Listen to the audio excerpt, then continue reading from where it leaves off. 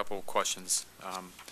Mr. Wilson, could you comment on to what extent the high energy costs that we had over the last year or so, whether it's gas or diesel, what impact do you think that had on small businesses and the economy, if it did, if you think it did? And then what, if any, impact do you think that the rapidly falling price at the pump, I saw it as low as $1.99 in Cincinnati yesterday. There were at least 4 stations that had it at that, so it's come down pretty quickly. Some of the reasons, unfortunately, aren't the best, obviously, because the economy is tough right now. Could you comment on that? I'm sorry, I thought you said Mr. Wilson. Oh, if I did, I apologize. Well, maybe. Which one of you, John? I meant you, but I got my next question for Mr. Wilson. Mr. Brown, sorry about that. We can't see your names down there, and that's one of the. We spent all this money on this new room, and we can't see your names. So, energy costs are critical in agriculture. Fertilizer is what's happened in fertilizer is extraordinary, and by order of magnitude, 5 years ago, anhydrous ammonia, which is the primary nitrogen fertilizer, was between $120 and $180 a ton. This past year was $1,200 a ton. It's made from natural gas primarily.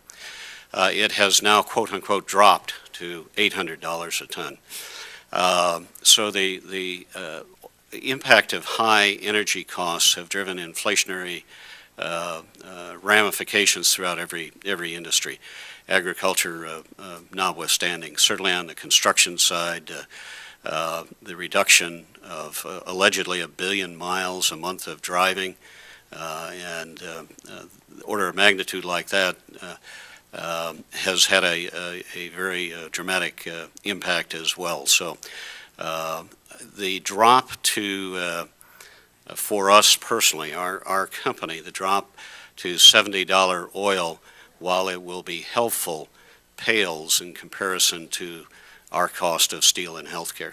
okay, thank you. And then this time I did mean to question you, Mr. Wilson, if I could. Did you have a comment? Yes. Yeah, in in automotive, plastics are all made with oil resins. So as oil went up, plastics went up, and you saw a lot of bankruptcies in the plastic industry because we can't pass our increases on to our end customers.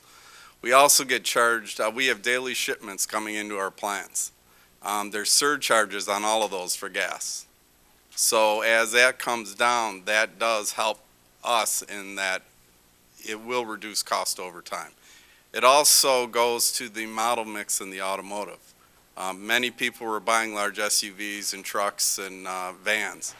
That changed overnight. I mean, there was a huge percentage drop in those vehicles. They are starting to creep back up, which will stabilize the market a little and buy time to meet the CAFE long term.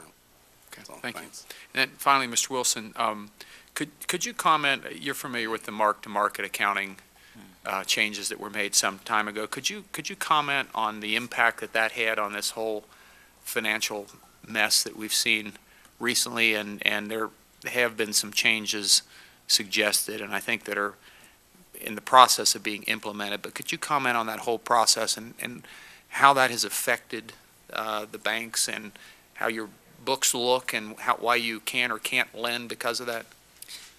It's been a major impact. And the impact has been that it takes liquidity off our books if we have to write down a security that we have no intention of selling. We're going to hold to maturity. It's going to be worth its face value. Yet according to those accounting rules, it is worth today half, say, of what it was. Well, that's that much liquidity, capital that comes off our books.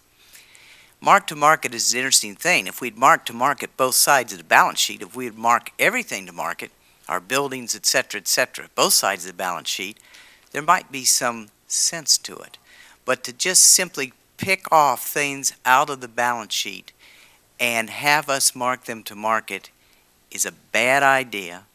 It is an idea that when the FASBA or the Accounting Standards Board comes up with something we have to comply with. That's why in my testimony I indicated that I would hope that there could be an oversight board for accounting that would think of the consequences of these things to our economy. And, you know, it's all done in the sense of transparency and making things more visible to shareholders, etc. Well, I would argue if you don't mark to market the entire balance sheet, you're causing wide swings that don't need to happen and are not representative of what's really going on a bank's balance sheet.